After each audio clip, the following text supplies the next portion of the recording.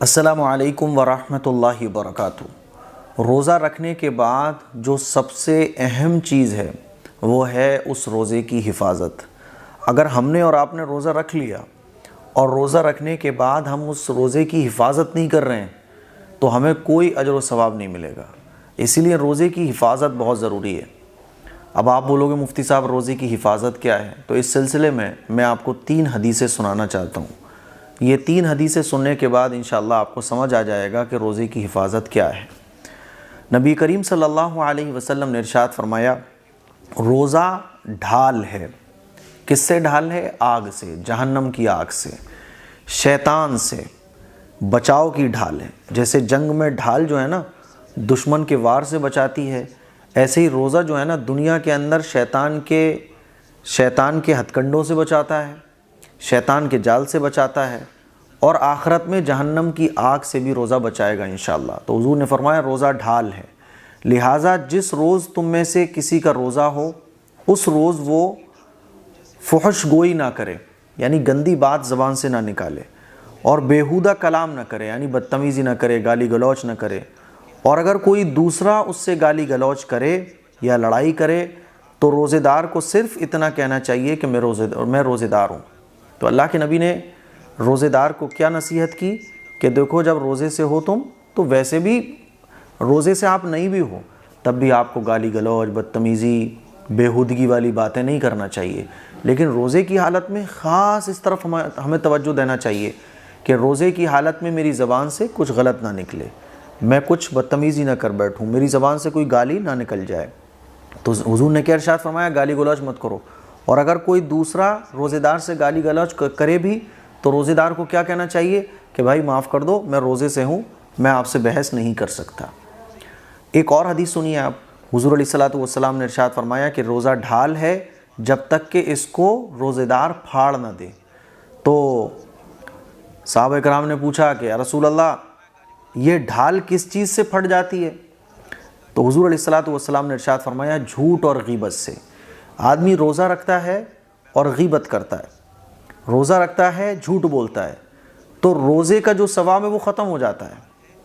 ہاں روزے کا فرض ادا ہو جائے گا، لیکن روزہ رکھنے کے بعد اگر کوئی غیبت کر رہا ہے، جھوٹ بول رہا ہے، گالی بک رہا ہے، بیہودہ باتیں کر رہا ہے، بدتمیزی کی باتیں کر رہا ہے، تو روزہ جو ہے نا جو اس کو حضور نے ایک ڈھال بتایا یہ ڈھال پھٹ جاتی ہے، یعنی روزے کا ثواب ختم ہو جاتا ہے۔ اب دیکھو تیسری حدیث جو میں سنانے جا رہا ہوں اس سے آپ کو بات بالکل کلیئر ہو جائے گی۔ حضور علیہ الصلوۃ والسلام نے ارشاد فرمایا کہ بہت سارے روزے دار ایسے ہیں جن کو صبح سے شام تک بھوکا پیاسا رہنے کے سوا کچھ بھی حاصل نہیں ہوتا۔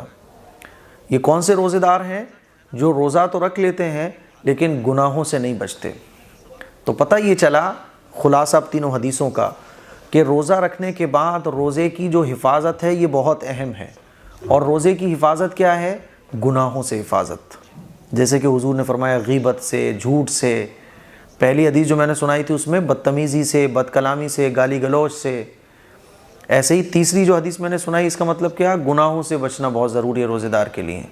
ایک آدمی نے روزہ رکھا اور روزہ رکھنے کے بعد وہ گناہوں سے نہیں بچ رہا ہے، جھوٹ بول رہا ہے، غیبت کر رہا ہے، حرام کام کر رہا ہے، گناہ کبیرہ کر رہا ہے، تو روزے کا ثواب ختم ہو جاتا ہے۔ یہ بالکل ایسے ہے کہ آپ اوپر ٹنکی میں پانی بھر رہے ہو، نیچے آپ نے نل کھول دیا تو ٹنکی اوپر سے کتنی بھی بھرو پانی نیچے سے نکل رہا ہے۔ ایسے ہی روزے کا جو ثواب ہے گناہ کرنے کی وجہ سے اس کا ثواب ختم ہو جاتا ہے، اور گناہ ثواب کو ایسے ہی ختم کر دیتا ہے جیسے کہ آگ لکڑی کو۔ بات سمجھ آ رہی ہے؟ اسی لیے جب ہم روزے سے ہوں تو روزے میں گناہوں سے بچنا بہت ضروری ہے۔ ہماری آنکھ سے کچھ گناہ نہ ہو، ہاتھ سے کچھ گناہ نہ ہو، زبان سے کچھ گناہ نہ ہو، پوری باڈی کو گناہوں سے بچانا یہ انتہائی ضروری ہے۔ دیکھنے میں یہ آتا ہے کہ ہم لوگ روزہ تو رکھ لیتے ہیں لیکن بہت سارے ایسے گناہ کبیرہ ہیں، جیسے کہ جھوٹ بولنا۔ آپ بازار میں چل رہے ہو، فون آ گیا، ہاں میں تو گھر پر ہوں یار، آپ گھر پہ ہو، بول رہے ہیں میں تو بازار میں ہوں۔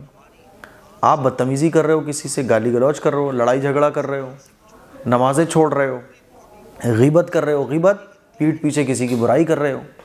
تو بہت سارے ایسے گناہ ہمارے معاشرے میں اتنے عام ہو گئے ہیں کہ ان کو گناہ ہی نہیں سمجھا جاتا، یا گناہ تو سمجھا جاتا ہے لیکن اتنا بڑا نہیں سمجھا جاتا۔